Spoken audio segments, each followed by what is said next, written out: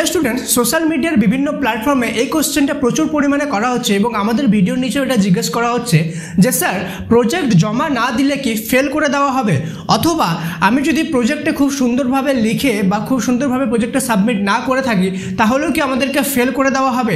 হ্যাঁ, কিছু কিছু স্টুডেন্টকে ফেল করা হতে পারে, আবার কিছু স্টুডেন্টকে পাসও করানো হতে পারে। এই ভিডিওতে আমরা জানবো, ভিডিওটা শেষ পর্যন্ত দেখো, তাহলে কিন্তু সম্পূর্ণটা তোমরা জেনে যাবে। সবার প্রথম কিছু কন্ডিশন বলে দিই যে তোমরা যখন প্রজেক্ট জমা দাও বা যখন জমা দেওয়ার সময় থাকে তোমাদেরকে কিন্তু বারবার নোটিফিকেশনের মাধ্যমে স্কুল বলে থাকে যে তোমাদের প্রজেক্ট জমা দিতে হবে এত তারিখের মধ্যে। তো অবশ্যই তোমাদেরকে প্রজেক্ট জমা দিয়ে দেওয়া উচিত। যদি তোমরা প্রজেক্ট জমা না দিয়ে থাকো তাহলে কিন্তু তোমাদের অবশ্যই ট্রাবল হতে পারে। কিন্তু কোন ক্ষেত্রে তোমাদের সমস্যা হবে, কোন ক্ষেত্রে সমস্যা হবে না সেটা জেনে নাও। প্রথমত, তোমরা যারা একটিও প্রজেক্ট জমা দাওনি সেই ক্ষেত্রে কিন্তু তোমাদের সমস্যা অবশ্যই হতে পারে, অবশ্যই তোমাদের ব্যাক আসতে পারে। কিন্তু কিছু কিছু স্টুডেন্ট বলছে যে স্যার আমি সব প্রজেক্ট জমা দিয়েছি, শুধুমাত্র একটা প্রজেক্ট জমা দিতে পারিনি, সেই ক্ষেত্রে কি আমাকে পাস করানো হবে? তো এখানে একটা বোঝার মতো জিনিস আছে যে দেখো, যে প্রজেক্টে যে মার্কসগুলো সেগুলো কিন্তু সম্পূর্ণভাবে স্কুল টিচার্সদের হাতে থাকে এবং মোস্ট অফ দ্য ক্ষেত্রে দেখা গেছে যে স্কুল টিচাররা মানবিকতার খাতিরে কিন্তু তোমাদেরকে একটা মিনিমাম মার্কস দিয়ে দেয় প্রজেক্টে। কেন কি কোনো টিচারই চান না যে তাদের স্কুলের স্টুডেন্ট ফেল হয়ে যাক। কিন্তু তোমরা যদি একটিও প্রজেক্ট সাবমিট না করে থাকো সেই ক্ষেত্রে অবশ্যই তারা তোমাকে মার্কস না দিতে পারে।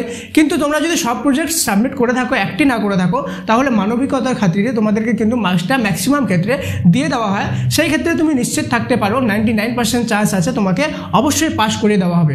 তবে এখানে আরেকটা জিনিস ম্যাটার করে, সেখানে হলো যে তুমি যে রিটেনে মার্কসটা পেয়েছো সেটা কত পেয়েছো সেটাও ম্যাটার করে। কেন কি তুমি যদি একটা প্রজেক্ট না দিয়ে থাকো কিন্তু সেটার রিটেনে মোটামুটি ঠিকঠাক নাম্বার নিয়ে আসছো, সেই ক্ষেত্রে তোমাকে কিন্তু অবশ্যই পাস করে দেওয়া হবে।